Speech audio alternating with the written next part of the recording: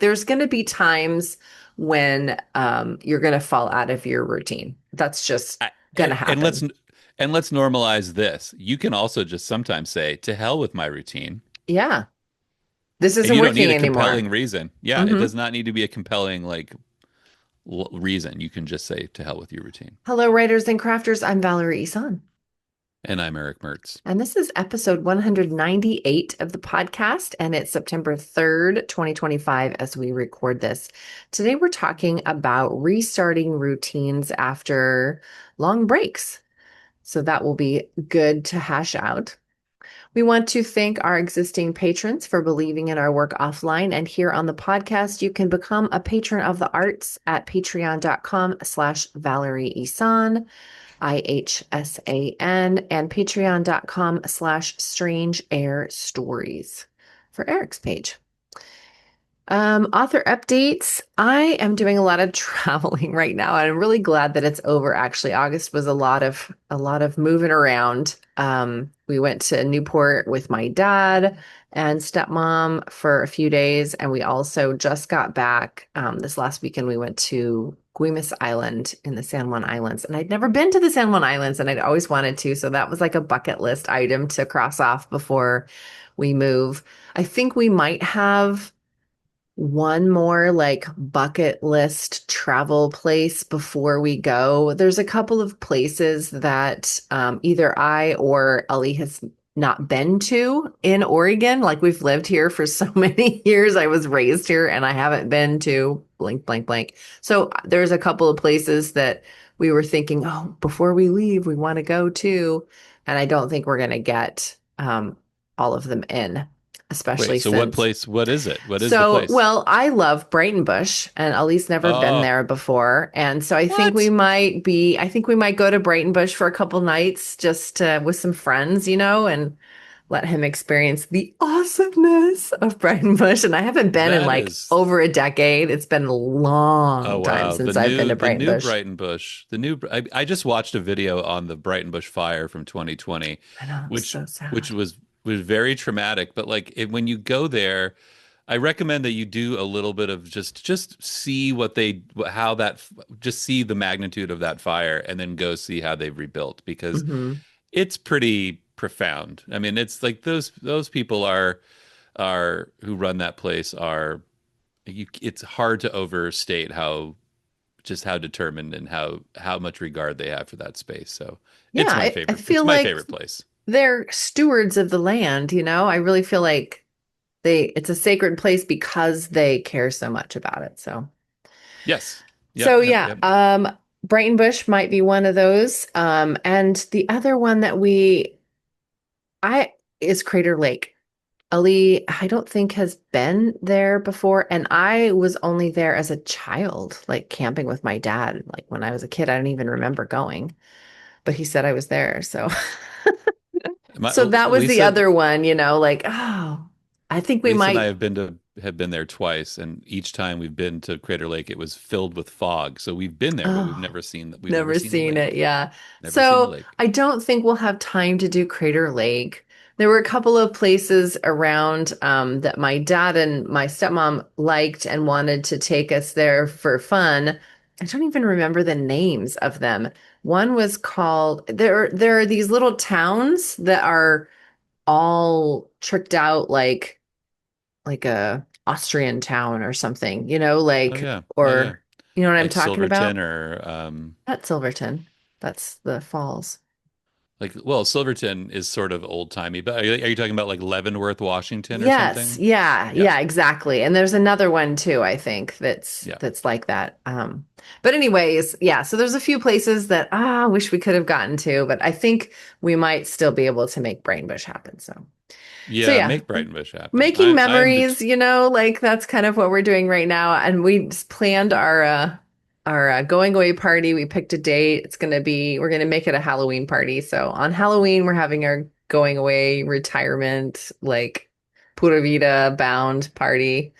And we used to have these epic, like we called them wild man parties. There's a story behind that.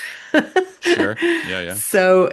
We used to have these really big parties every year, like in February, kind of like after the holidays, but it's still like grimy here. And we just, to combat the like depression of the winter, something to look forward to. So we always had a party in February, except for during the pandemic. And then after the pandemic, it just sort of like, the thought of having a big blowout party sounded really too many people, like I don't know, we changed our viewpoint on crowds or something. I don't know. Like it just never really materialized. And when we did it, it was just like our core group of people, like just a regular little party.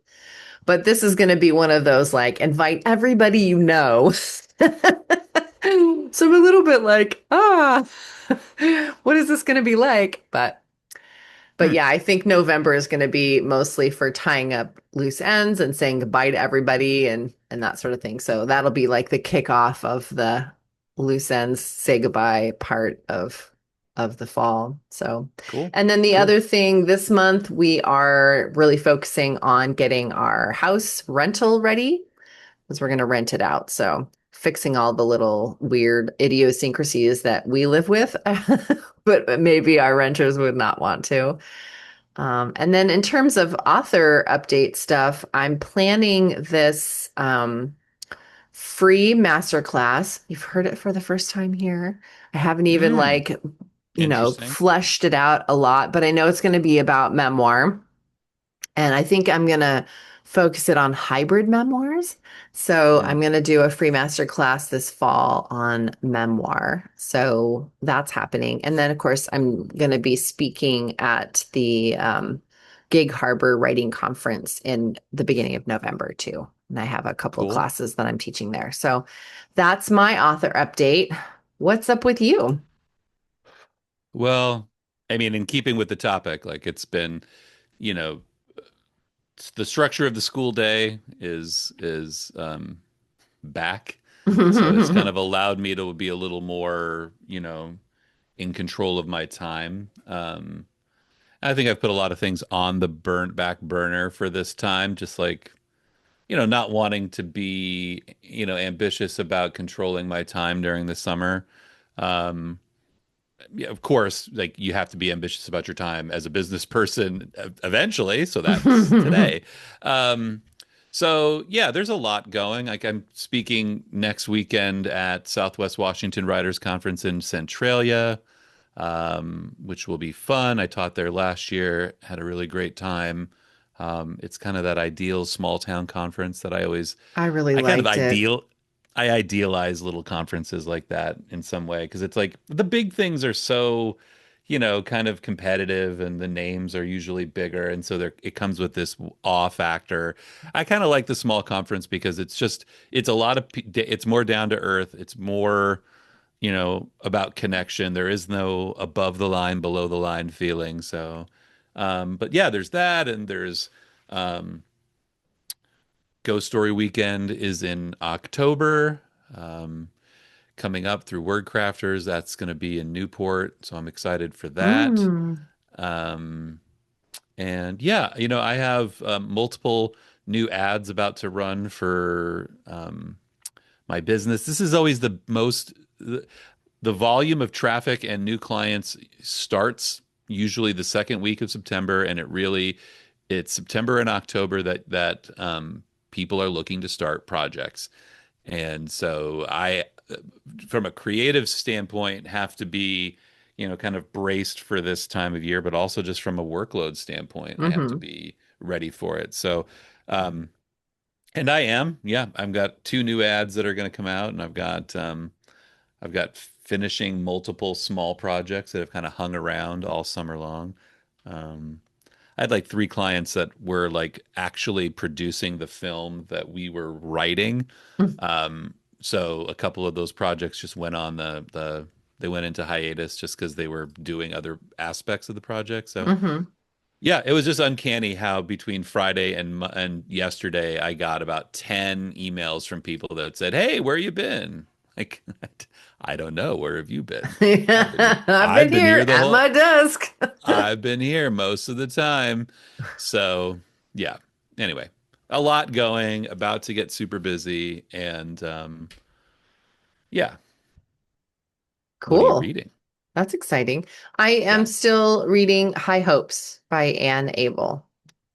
That is still Ann Abel's there. getting a lot of like free advertising on I this show. know. We got to move that book on. Just kidding. What are you reading?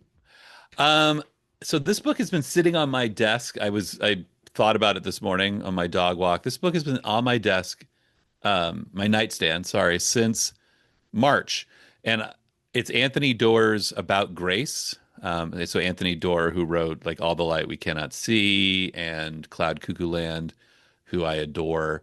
About Grace is it's just about a guy who dreams about his infant daughter, kind of before she's born, and it's got this like really interesting like Anthony Doerr is an amazing writer, and he tells a really great story. Um, but to take something sort of like paranormal, unexplained, supernatural, and put it in his hands was really tempting, and it's paid off so far. So, So is it a About memoir Grace. or no? No, it's a novel, but Okay. it's about a guy who's like has these very lucid dreams, and he's able to see his infant daughter's he sees some things about the future of his daughter, and it's kind of how that sort of ability to dream and see affects his life. But he Anthony Doerr, if you've never read him, is he writes in such a I don't know, there's just like details. He writes in these like very intimate details where like it's just enchanting, right? Like he'll just Hmm. like the things he chooses to focus on in a scene are so yeah, it's just enchanting. So Is it I'm a gonna new savor it. book? It came out in 2004. Oh, okay. So before Cloud Cuckoo Land, before, okay. Yeah, it came So out before older. all of that. Yeah, I think it might have been the one that got him. I think he had a Guggenheim Fellowship to write the book, and then already, he's one of those guys, right? Where he's just like he's in a different world of writing, where he's like he gets fellowships to write novels that go on to win awards. Like, what must that be like? Don't be bitter. Oh, I'm not bitter. It's It's just possible for all of us. it is possible, but like if you're doing that, please give me a call at um 'cause not that I want that for me, because that's like that sort of ship has sailed. But I remember being like 20, in my early 20s, and you'd read Writer magazine or something, and you'd see these like, you would just see these like listings or these like paths that were, clearly out of your reach. And I just wonder, like, what was the path that would have gotten someone like me there? Like, what was that? Was that grad school? Was that the Iowa Writers Workshop? I mean, what was it? I'm just curious. I want to know. If you're doing it, call me. I want to know. All right. Well, any last minute tidbits or Here's a I, resources? I was thinking about it this morning. I don't have a tidbit, but I have this weird little fact that I wanted to share that I thought was really funny. What's that? There's a term in Italian called umarell, and umarell is a term used to describe retired men who sit around and watch construction sites. It's a real thing. That's It was on funny. it was on this linguistics podcast that I was listening to, just like people talk. And I thought about that. Like, just pause and think about the life that is like, now that I'm done working, I'm gonna sit around and watch other people work. I think it's beautiful. We all have something to aspire for now. I thought it was just playing golf, but I guess after I retire, I can do a lot of other things, like, sit outside and drink Campari and watch construction. All right. Well, we You're should going to get edit that out, aren't into you? You're going to edit that out. You're going to make no, no, I'm that's totally terrible. not. But do you know how to, I'll have to look up like how to spell that and Umarell. wait, That's U how you spell it. R U M Umarell. A. It doesn't even sound Italian, but like I can hear like an old Italian woman shouting that down from she's cooking, the dogs are barking, you know, there's drama going on, and she's shouting at the old man down in the corner, calling him, an umarell, because he's just watching, you know, and he shouts back up at her. He's like, "Hey, they're pouring concrete," and that's the whole story right there. That's the story. Flash fiction.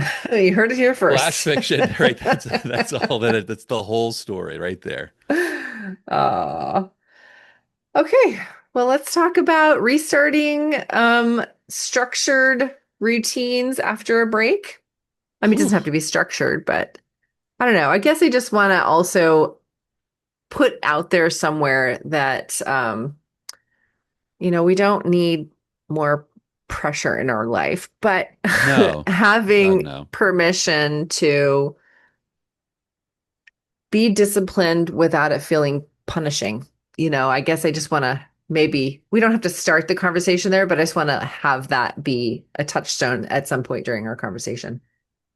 Well, I mean, I think it's worth saying. I think it's worth noting that, yeah, there might not be. I mean, I made the kind of the serious slash joke that, like, now that the school year is, the summer's over and the school year starts, I'm automatically locked back in.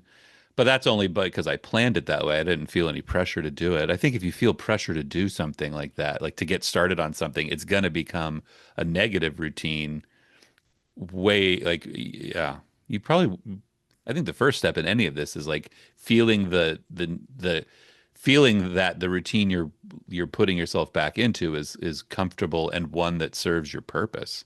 Yeah, and that's going to change all the time. Like every season of our life, whether it's the season of the summer with the bored 11-year-old or the season of your Boy, life with the So don't I even think start. He wasn't even looking at construction sites. That's the problem.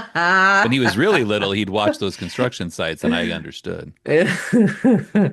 So also let's start with normalizing that there are times in your life where you're just going to run out of I mean the cycle's going to be different. There's going to be you're going to be sick or your kid's going to be sick or you're moving to Costa Rica You're moving, right? There's a or huge disruptor. right? Or just You get married. people with chronic pain or chronic illnesses, like there's going to be times when you're going to fall out of your routine. That's just I- going to and let's happen. and let's normalize this. You can also just sometimes say, "To hell with my routine." Yeah. This And isn't you don't need working a anymore. compelling reason. Yeah, it Hmm. does not need to be a compelling like reason. You can just say, "To hell with your routine," or "To So heck," whatever yeah. whatever you want to, however you want to say it.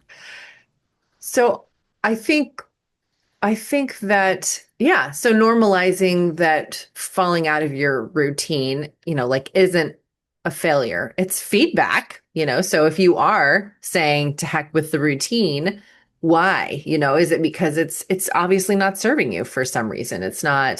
not working for whatever reason. And then you can kind of unpack that and figure out why that's the case. So there again, not having like having some grace and compassion for yourself rather than like feeling guilty for not writing every day or whatever it is. Yeah. Yeah, I think so. I I mean, think that's a big part of my, I don't know, worldview. Like I'm just trying to give myself a little bit of grace and compassion and figure out, okay, I'm not a failure here. I like who I am as a person and I know that I'm smart and capable and driven. So why am I not doing this thing? And I teach that in the productivity workshops that I do. Like if it stays on your planner list, your to-do list for more than 2 weeks, if you keep moving it forward, I'll do it next week. I'll do it next week. There's a reason for that. You either just I really don't instinctively want to looked do it. over. I looked over at the to-do list over there and said, "Who's been hanging out for 2 weeks? Right.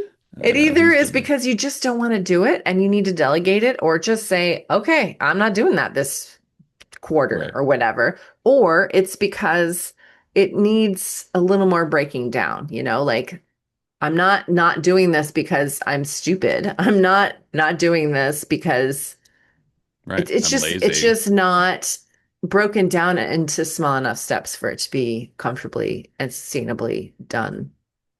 Right. But we're starting about restart. We're talking about restarting. So that's the point where which you I think that beginning of that is like probably the restatement of that goal, right? Because that routine is, I mean, if it's just a dogmatic routine, then that may be a conversation to have. But like if it's like that routine is based on a desired outcome, and I would imagine you Yes, have but to, also checking in to see if that desired right, outcome has changed. right. Like Yeah, maybe the routine isn't working because you don't actually want the thing you're driving towards anymore for whatever right. reason. And that's not a failure. That's just like, oh, I'm redefining Priority something about changed. myself. Yeah, which is totally, that's good. Having a growth mindset means you're kind of rechecking in with yourself and seeing like, do I want an award for this novel that I'm writing? Do I want to just get it out so that my readers can read the next installment? Like, what is the goal here? Or is it to build a new routine that is more sustainable because you feel burnt out? Like, whatever it is. Or it's like stopping something because of illness or a kid going, to camp all summer long and Ooh, needing that's a to. great idea. They'll do that. They'll take him for all the whole summer.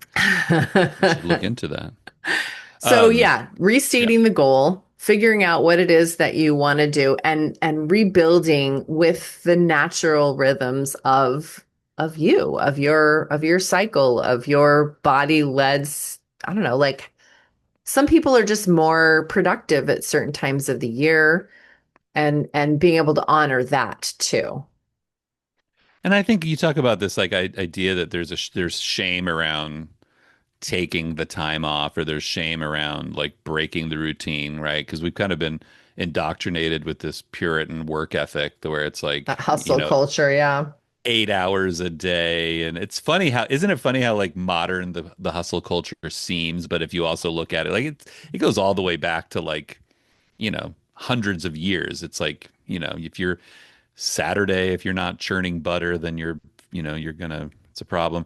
But I think also like that's the benefit of taking that time off is like that's like we were talking about before we pressed record, like the boredom, the time away, the idle mind that's not occupied in that forcing the routine might be the part of your mind that says, "Hey, I don't want to like that's not the book I want to write. When I get back to writing, like I kind of want to do something else." Hmm. Um, or yeah, I mean, I think that that's the value in idle time is and away from routine is that you'll actually put the routine through its paces and see if it's really what you want to do anymore, Hmm. or Has it or a changed? Yeah. yeah different element. I mean, I think that like I'm running these new ads and I'm kind of focusing on kind of focusing on building another part of the business, and I think that came out of like a period of breaking a routine where I said, no, no, this would be the better way to do this. I could, instead of grinding this way, I could grind this way and I can do,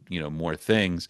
And if I had just been stuck in that grind on the thing that I was doing before, I would have never like evolved the next little leg of the business, which hopefully is really productive. I mean, I believe it will be. So, Yeah. So so I'm hearing you say restate the goal. Has it changed? First step. And then rebuilding with that that rhythm instead of the rigidity, like checking in with yourself and is this hustle culture, Is this too rigid? Am I asking too much of myself? Over time, like if you're gonna restart something, like let's restart it with more intention instead of just throwing yourself at the wall again.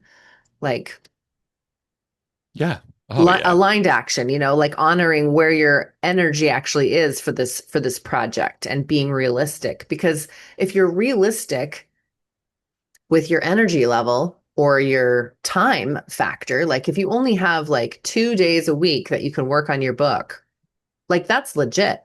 So instead of having that unrealistic expectation that you'll be able to write a novel in 4 months, let's say, at 2 days a week, like maybe that's not actually, maybe it is for you. Maybe you write really fast, but just being more realistic about, honoring the rhythms of your days, how many days a week you actually have to work on this, is there something else that's going to be interrupting your time, like Thanksgiving or, the holidays are coming up or whatever. But Yeah. one other thing I thought was really cool, I asked my chat GPT this question before we started recording, and I like the idea of because I'm all about rituals. I like a return ritual, like a it's almost like recommitting to yourself. Like, all right, this is how I want this to go now. My kids are back in school. This is what I want to focus on for this month. Let me light a candle, do a little meditation, maybe like, I don't know, create some little sacred action that is important to you that signals, okay, I'm in the room now. I'm re-entering this creative flow. I was talking to my husband last night, and he um, is trying to find a way back into a routine because his regular routine has been disrupted. So he's kind of feeling unanchored. And so he wants to try the Artist Way by Julia Cameron. That's a Hmm. great way to have some structure that is really open-ended and allows you to kind of return to a structured time. Um, So I You know, think that, yeah, I like that idea. And I also, you pull a card, you pull an oracle card, tarot card in the mornings. That starts um, your day. yeah, I do. Well, not every day anymore, but like it's pretty much, like most days I pull one. Hmm. Um, but I think it's interesting that you bring that up, this idea of ritual, because I think that, I have a client, I won't sort of out him, but he's really his story is fascinating, but for many reasons. But I'll just say the thing that I've really gravitated toward is this like idea that part of what this like modern culture's um discontent, I mean, like choose your term for what it um is this it's this lack of ritual, it's this lack of like real benchmarks that he talks very plainly about young men in the old cultures used to, at the age of 13, go out and do a vision quest, or they'd go on a hunt, or like, Hmm. people went through these rituals that marked the time and that were stressful, but they were stressful within the culture. Hmm. And then they became part of the cultural story. I guess I'm just saying the idea of like, ritual is an appealing one, like as a way to sort of mark the new, to do the new kind of thing. To signify, I guess, the like, kind of what you're doing and where you're going. I think I, th- I think you're talking about like not reigniting desire, but like reconnecting with the why for the book project, for the vision quest, for the whatever, like that rite of Right. passage, like what is it that I really want out of this? And and have it be maybe even less about the product itself, it's maybe less about finishing this manuscript, but also how can I enjoy the creative process of restarting this project? Do you know what I mean? Yeah. I mean, if you don't love the process, then I think you have to really consider I whether mean, or we not the all get to a routine is place. I mean, fulfilling. writing's hard, and we all find parts of the writing process not super fun, whether it's editing or first drafting or whatever. I mean, everybody's got something that is not their favorite part of it. So reconnecting with the why and remembering the why while you're trudging through that part. I think Well, it's I kind of okay to not like part of I can still have a calling to be a writer and not like an aspect of the writing process. Like that's totally legit. You look judgmental. What? I don't, there's not a part of the process of the writing that I don't like. It's the everything adjacent to it that's like the work, the capital W work. Like the It's like, marketing and the oh, promotions and the publishing part of it, or the finishing energy, or um, I don't know how to articulate what I'm saying. I guess what I don't like is the constraints that come around writing, like that that there is a clock, that there is a time, that like I could sit here and be in the flow. I could get in the flow and be in the flow for a really long time. And when I don't, it's really itchy. Like Saturdays and Sundays are really itchy for me because like I'm kind of like, all right, well, Want to get back to the desk. Yeah. Monday's got this, like Monday holds promise, and I've made that a piece of my process where it's like I use those days differently creatively. But yeah, I don't know. I kind of love all taxes. That's a part of writing I don't like. I don't like doing my taxes. But even then, I like doing my taxes a little bit because it's like, oh, I get to see how the year went, and I get to dig in and make. Oh, So like, Eric, you're such a nerd. I am such an enthusiast. Let's make it positive. I am such an Okay. enthusiast. Um, I've yeah, I don't reclaimed the know. word nerd. I'm a planner nerd. Oh, you are. Yeah, I'm yeah. totally It's a true. planner nerd. That's true. You are. I Yeah, own that. yeah. The word nerd is fine. I mean, it definitely fits. But I love the process of it. But yeah, you're right. I think there is like a. It's fine to dread a piece of it. It's fine to sort of. But I think that's where you create like a. That's where a ritual can support you, right? Like that's where I get up and walk 20 minutes. Um, you know, I get up every 20 minutes at the end of the hour and I walk around and that's how I get through the editing and um you know that's like you can do those things. I get up every 45 minutes and I walk around. I take the dogs for a walk every a little bit. Like that gets me, like if I have anything I am itchy about, it's that which gives me the kind of moves me. That's cool. I think that's great that you have movement. I forget about the movement part. So when I feel itchy or like something's not working and I feel restless, I will usually start by journaling. Like I'll take some or do breath work or something like that. Like try to get in my body a little bit, see what's going on, just doing that check-in and doing that intuitive journaling. And then finding out like, okay, so what is it that I'm writing next? And can I write for like setting timer still works for me. Like that's just a great trick for me. Setting the Pomodoro for like 10 minutes and do free writing or a trick that I like if I'm stuck in a manuscript part, I and I don't know how to say something, I'll write that down in the Scrivener document. This is where I want to just say, this is where the character is going to do this. Or what I want to say Right. is what I want to convey is this, and I'll just start typing that out. And it becomes like a free writing prompt, but then I fall into the manuscript and I just have to like edit out that other piece. So, yeah. Yeah. So, in closing, I think so if you're wanting to restart a routine after a break for whatever reason, rechecking in with your goal. Has it changed? Is there parts of what you were doing before that just wasn't working and that's why you fell out of the routine? Like checking in with that. So, rebuilding with a natural sustainable rhythm instead of being rigid, like having that compassion, then doing some sort of like return ritual, like something that signifies like here's my new intent. Maybe it's making a new list, or maybe it's, I don't know, something, an oracle spread, whatever it is, to re-signal I'm doing this thing.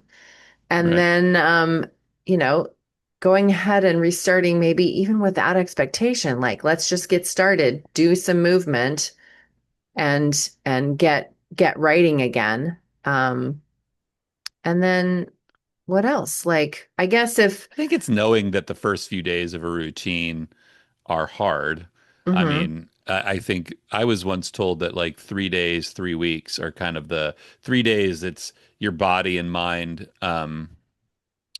After 3 days, your body and mind are start to put that ritual into place, and after 3 weeks, it's taken hold. mm. Um, so, I mean, you got to give it time. Like those first few days of doing this are not going to be, you can't expect your instinct to kick in.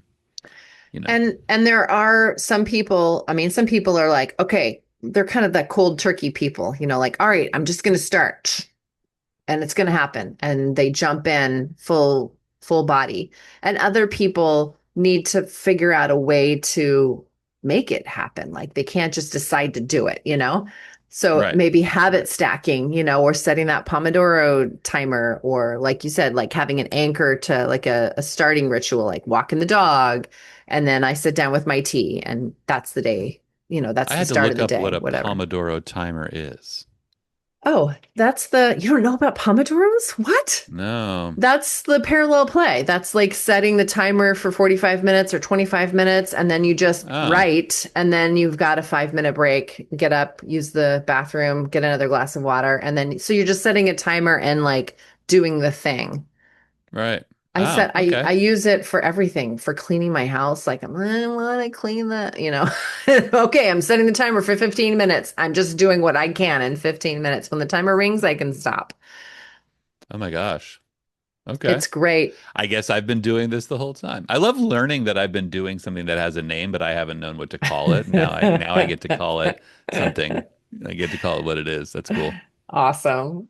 All That's cool. right. Well, I think that's pretty good, practical tips, a little bit Yep. of woo, I like this combo A here. little bit of A woo. little bit of But I think woo. this is partly, I mean, this is a soft skill. It's like one that doesn't have, it's this is one of those things where you can't really set a benchmark for it, right? There's no like I don't know. Like, I sometimes think like writing is skill, like description, dialogue, and you've got these sort of like harder skills that you can identify. But then there's this stuff, which is equally important, but also harder to quantify. It's just really, you know, I think it's something you'll know it when you find it. Like this is how I get back into ritual, right? Like I can take a week off and go to do something, and then when I come back, I'm going to re-enter this way. Like it's just.